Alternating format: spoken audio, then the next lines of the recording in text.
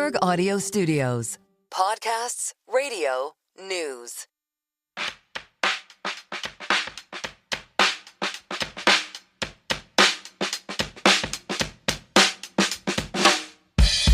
Welcome to In the City. Each week we unpack a story that's crucial to the world's financial capitals. I'm Allegra Stratton. And I'm Francine, Lacqua. This week we're going to dig into the impact of the UK's decision to end the non-dom resident status. The goal was to close a tax loophole, most used by wealthy foreigners. But could the government's plan to generate billions more in taxes annually actually backfire? Welcome to the City of London. The City of London. The next station is Bank. Please mind the gap between the train and the platform. The financial heart of the country. The City. The City. Welcome to In the City. Stand clear of the doors, please. So, Fran, there's a new study out by the Centre for Economics and Business Research. Its main finding is that the UK's tax overhaul for wealthy foreigners could cost the economy more than it brings in. Can you believe it? Well, we've already heard of a lot of people actually leaving because of the new rules. And the think tank's argument is that if just 1 in 4 of those affected chooses to leave the country, then the reforms to the tax policy would actually flip from a net gain for the Treasury to actually a cost. Yep. And according to the Office for Budget Responsibility, Britain's official fiscal watchdog, around 12% of the UK's non-doms would leave in response to the government's changes. So obviously that's not yet up at that 1 in 4 ratio. But nonetheless, it's quite a large number, isn't it? Yeah, it's large. Now, the Treasury is pushing back. It says it does not recognize the figures in this report, but still the report brings up some points that a lot of people in the city have been discussing. So in this episode, we're going to talk about whether this is a clever tax strategy that levels a playing field, or is it actually a risky move that could push away the very people who fuel parts of the UK economy? So to discuss all of this, we're joined by Nimesh Shah, Chief Executive Officer of Blick Rothenberg. Now, Nimesh works closely with entrepreneurs across a wide range of industries. He advises them on all aspects of their personal and corporate tax affairs, whether they're just starting out, scaling up, or planning an exit. So thanks for joining us, Nimesh. Can you just describe from your vantage point what you are seeing right now in wealthy individuals deciding how to handle this new regime? The climate on the non-dom reforms has changed completely over the last 12 months since the original Tory announcement. There was an initial backlash from high net worth individuals about leaving the UK, as the original announcements were handled incredibly badly in terms of the shock announcement and the lack of consultation, and then the worry that a future Labour government might make those rules even more difficult. Since then, we've seen maybe a tempered down of people actually wanting to leave the UK. That knee-jerk reaction has slowed down slightly, but there is still a direction of wealthy individuals who are at least planning on leaving the UK over the medium term. It may not have been as extreme as people leaving straight away on the 5th of April of this tax year, but certainly people are making plans on schooling, housing accommodation, work, setting up their businesses abroad so that they can exit the UK over a longer period of time. So I think maybe some of the stories that we're seeing in the press are slightly blown out of proportion around very high profile individuals that are making steps to leave and maybe can feasibly leave more easier because they already have established infrastructure abroad. I think the majority of high net worth individual population is taking a much more measured approach over the medium term to make plans to leave the UK. So we'll see this gradual effect over a period of time. The story we're looking at this week is this idea that as soon as it gets to be 1 in 4 of the UK's non-doms leaving the UK, then that is when the policy goes from bringing in money to losing money. Do you think that's a threshold that will ever be reached? I suppose it's difficult to say where the 1 in 4 has actually come from. I imagine there is some sort of science and maths behind those statistics. At the moment, the government is banking on a number of non-doms still staying in the UK and actually using the temporary repatriation facility which is a 12 or 15% tax charge to bring historic monies into the UK. A lot of the revenue is actually coming from that. And if you look at the OBR projections, it was about 30 billion that the government were planning to raise over the lifetime of this parliament. I don't think there will be necessarily a tipping point in this parliament where we see 1 in 4, or if it's 1 in 5, whatever the number may be, may leave, where it starts costing the government tax revenue, because I think the effects of this is more gradual, given the gradual pattern of people leaving, and also that hit the Treasury expected to get from the temporary repatriation facility as well. Nimesh, what kind of non-DOMs are leaving? So I think overall you have 74,000 non-DOMs in the UK. Now, under the previous system, non-DOMs could basically avoid UK taxes on their overseas earnings, but would still pay taxes on domestic income, spending, and any funds brought to the UK. I mean, the concern, if you're a wealthy businessman, and we know there are a lot of them that chose the UK to be their home, but they have billions of dollars, of billions of sterlings of investments elsewhere. I mean, it makes zero sense for them to stay in the UK if they're going to be also taxed on those assets. Yeah, tax was a driver, a incentive for wealthy foreigners to come into the UK, but it wasn't the only consideration. In my experience of working with non-DOMs over the last 20 years, I said to someone only today that London is the centre of the world, really. It has the perfect time zone. It has a solid, sort of predictable climate as well. Maybe not the sunshine that we'd expect all the time, but the schooling is great. There's a long history. The schooling's great. It's got the history, the tradition. London has a lot of attraction as far as bars, restaurants, theatres, activities have to go. So as a home, London still has a lot of pull, not at least also the safety considerations and the rule of law as well. I'd say tax was maybe the carrot that hooked people in to considering the UK in the first place. But there are lots of other reasons why people would stay here as well. But Nimesh, if I'm a billionaire and I have, big businesses in India, I have big businesses in the US, and now have to pay taxes on those businesses that frankly have nothing to do with the UK. Is there any other country that's as punitive for non-DOMs as this new system is? Well, just to demystify some of that as well, if you do have a business with substance operating in a different country, it's not necessarily immediate. The profits of that business are going to be taxed on you. Now in the new world, there are and have been lots of statutory exemptions, reliefs within the UK tax law, which does exempt overseas businesses from being taxed in the UK, provided they have operations and substance in those areas. So in some cases, yes, non-DOMs will face additional taxes because of the new regime, because of the money that they have accumulated outside of the UK and are generating income on that. But there are other jurisdictions who follow very, very similar pattern. I mean, our closest sort of neighbour around this is the US, where the US actually has more difficult rules for overseas corporations that are operating outside of the US and taxes then being levied on those profits for US resident persons.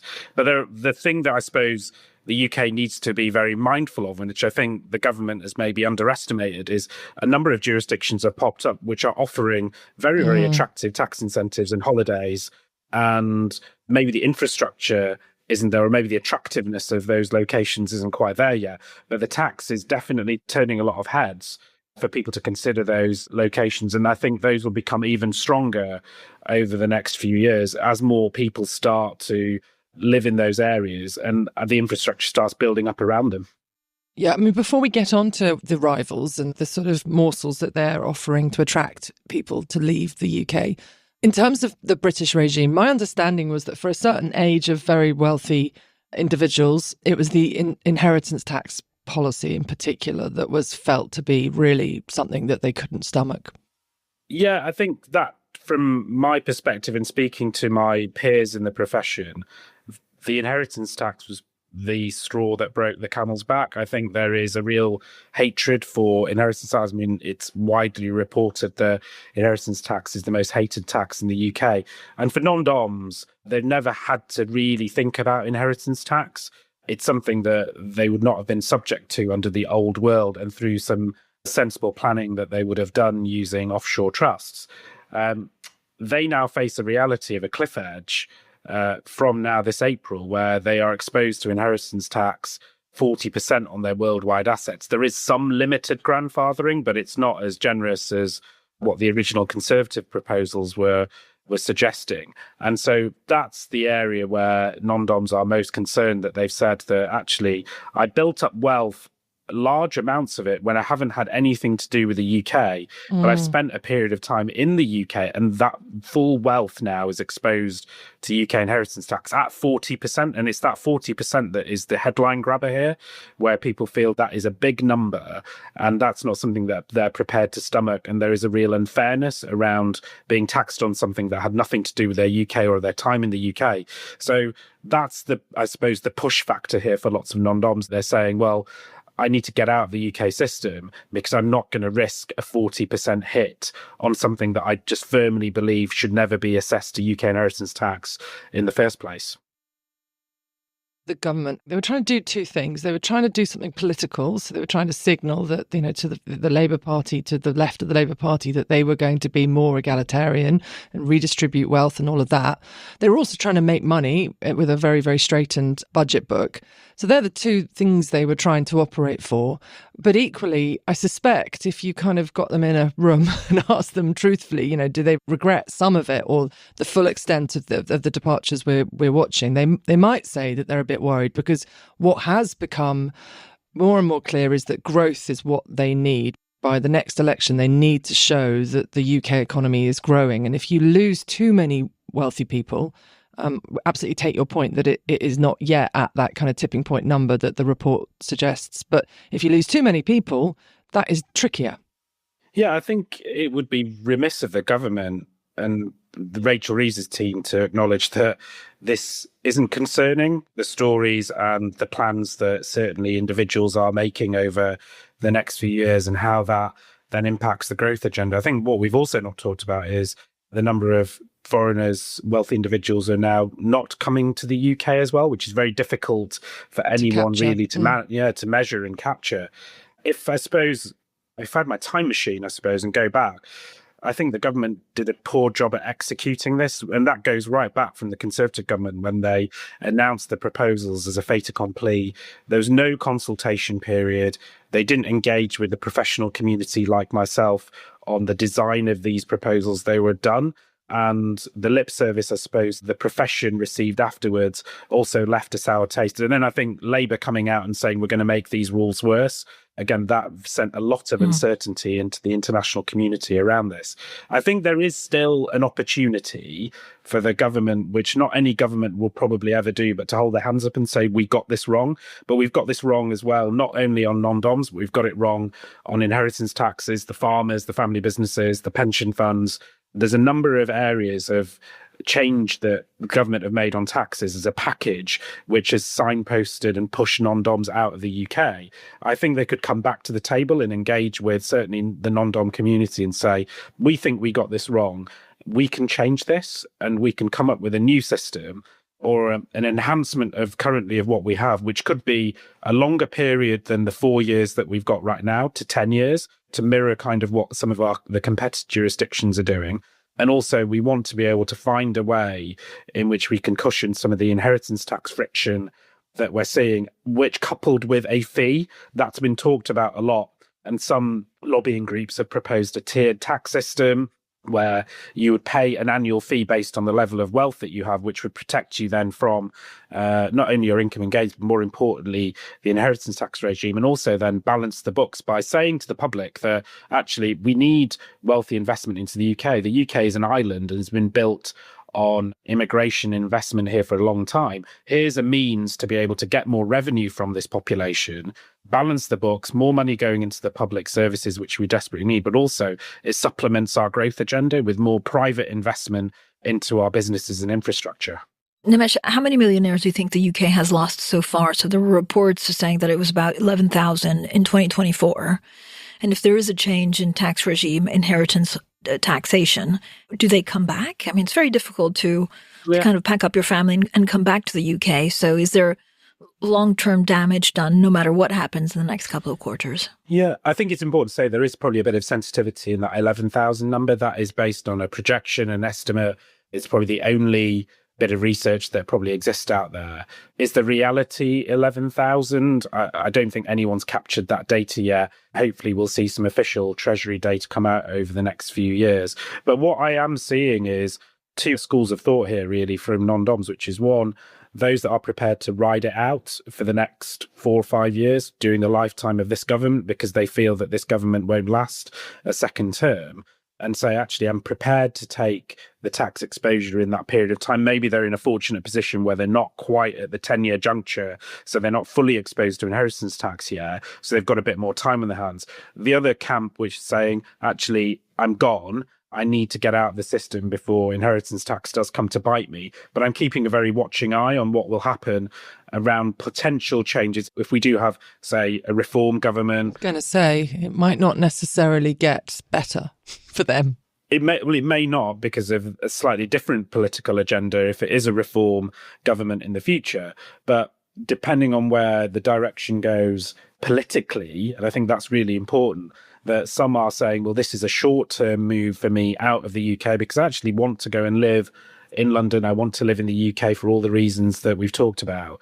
And so in the world where it is a bit more feasible to be more transient and be more mobile and work abroad, it's inconvenient where you've got young families and maybe certain business operations here. But I think people are prepared to take a 5-year view, and then in the hope that in 5 years' time it will change. But I suppose the warning shot there is that's an optimistic view. It's very difficult for any government, new or old, to then say, well, there's a tax revenue that's coming in. How do I square the circle by potentially a giveaway, both politically and financially, in order to make this work? And so the government, it's like a drug, I suppose. When you raise taxes, it's very difficult to get off that drug. And I think that's the difficulty that we'll find in the future. So some people, as I say, are in holding pattern and hopeful that things will improve over the next 5 years. I wonder whether for a lot of these countries, including Italy, which has got a very beneficial regime for them, but even so, they have the same constraints on an aging population, needing more money, needing more taxation. Clearly, they've made a decision that they want to entice the billionaires and millionaires rather than, tax them at the level that we are. But nonetheless, lots of nations are facing the same pressures, demographic pressures and fiscal pressures, which is why they're starting to look at non-doms. And I suppose if you're a non-dom, you're thinking, well, actually, my room for manoeuvre over the next few years is reducing. Yeah, places like Italy clearly have made a strategic decision that this is where they're going to place their chips by creating this very attractive tax and immigration regime to go and entice wealthy foreigners into Italy. Now, what I suppose I'm encouraged by when I look at governments like Italy is that they've made a strategic decision.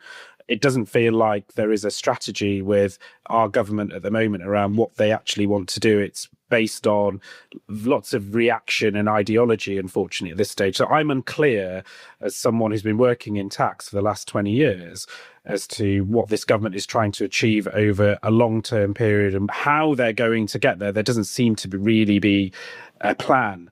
What I would say like to see from the government is to come out and put their flag in the ground and say, strategically, this is what we're aiming for. And these are the policies, whether they're uncomfortable politically or not, but this is how we go and achieve those plans. Difficult decisions do need to be made, which may not make you a popular government, especially with your core demographic of voters who perceive non-doms and the wealthy in some way to be a root cause of some of the problems that the country's facing. But we have seen other countries have made it work. Italy now, for the best part of 10 years, this regime has survived. It's changed slightly. They've doubled the fee, possibly in reaction to the fact that there's more demand of people who wanting to come there. But I think we have lost our way on understanding actually the behavioural response of non-doms, where it's much easier now to go and find a new home very quickly because there are other countries that are looking to buy in that wealth and the benefits of that wealth that can be generated locally. Nimesh, thank you so much for joining us. Thank you.